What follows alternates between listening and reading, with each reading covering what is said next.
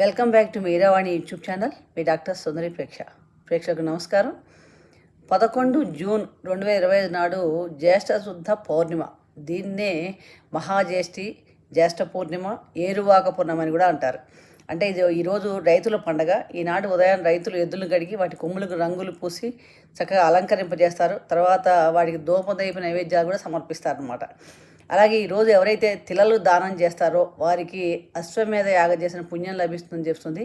జ్యేష్ఠ నక్షత్రం కూడిన జ్యేష్ఠ మాసాన్ని చిత్రం అంటే గొడుగు, చెప్పులు దానం చేసిన వారికి సద్గతులు లభిస్తాయి అని మనకి విష్ణు పురాణం ద్వారా తెలుస్తోంది.